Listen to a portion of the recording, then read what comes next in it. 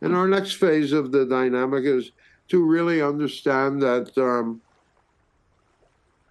the energy now is moving toward a dynamic of a,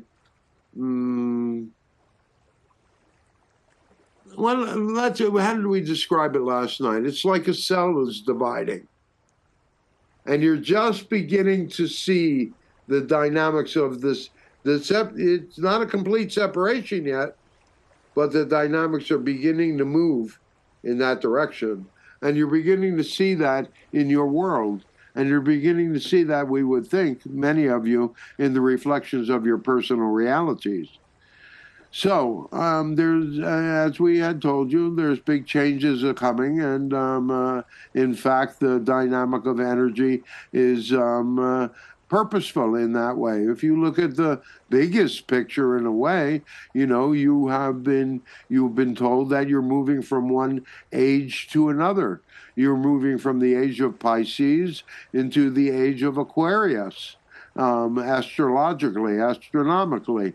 And in that dynamic, each one, the whole dynamic of the paradigm of the age of Pisces, you have basically accomplished and experienced all of those things that you had planned, or the dynamics of the universe had planned to happen within the dynamics of that age. Movement into from collectivism into individuation, the dynamics of separation, the movement into sacred I am, that whole dynamic of, and that's reflected in your world so much now, in all of the narcissism, all of the self-centeredness, all of the me that exists out there in your world. This is all a reflection of that dynamic of that old age. And like everything in that old age, much of it is crumbling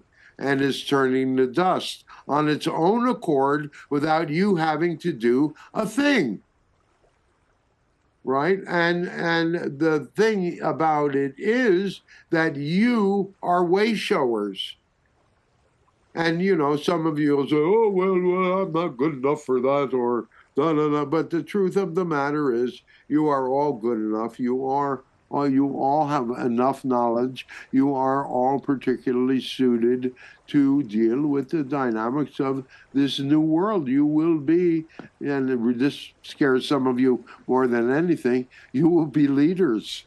You will be leaders. And, we understand it's really hard to be a leader when you doubt yourself, but that's probably the best thing, because then your negative ego doesn't get so involved in the dynamic.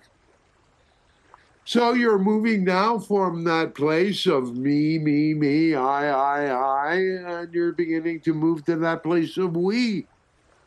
You're beginning to reconnect again. Small groups like this are popping up all over the world right now. People are longing to be together. People are starting to come together with any excuse to hang out. What you were talking to friends the other day, and they had a men's group thing, and they spent their men's group thing speaking about the pros and cons of trans people and the trans dynamic. And as a men's group, they were trying to decide whether to have a transition or a female to male transitioner in the dynamics of their group. And that was, what was the outcome? The outcome basically was that they decided not to connect with that group, with that person, because they didn't know how to deal with the energetic dynamic. Now, these are not necessarily old farts like Bob and Josh and John. These are basically 50-somethings, 40-somethings and 50-somethings. And they are, there's a lot of people that are trying to move into a level of awareness, a level of consciousness that is beyond the dynamic of the traditional. This, too, is one of those small signs that you can see in your reality, that your species, that your humanity, that the dynamic of your collective awareness is choosing to ascend, is choosing to be more. Because that's energetically the choices that each of you are facing within the dynamics of your own free will.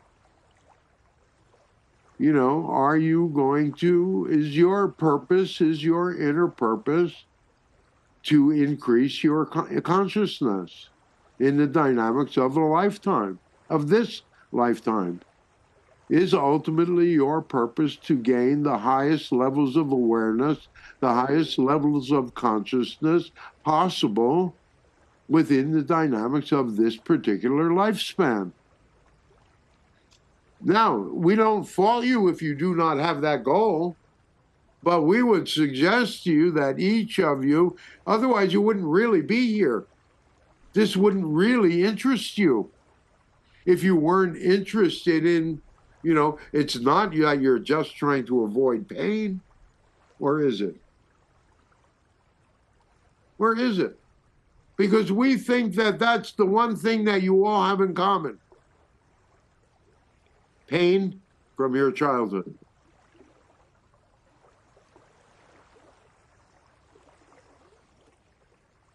Right. Yeah, say that again for Lee. Yeah. Why don't you say it for her? What's the one thing that this group has in common? We all have pain from our childhood. That's the one thing you all have in common. You know, back in the day, they used to say that the best metaphysicians are abused children, because abused children question everything. And when you that's what I was going to say. We're all seekers, of some sort. That's right. That's right. Well, you know, and very few of you are traditional in a spiritual, quote, religious way, because that's the first thing that you feel abandoned by when you are a little child. You feel abandoned by God. You feel abandoned by, you know, it's very primitive emotions, and that's a deep imprinting that happens. And so you begin to question things very much so when you're very young, and it also allows you to begin to have discernment at an age much earlier than those that don't give themselves as much of that challenge. Because you have to understand, ultimately, you each of you chose your journey.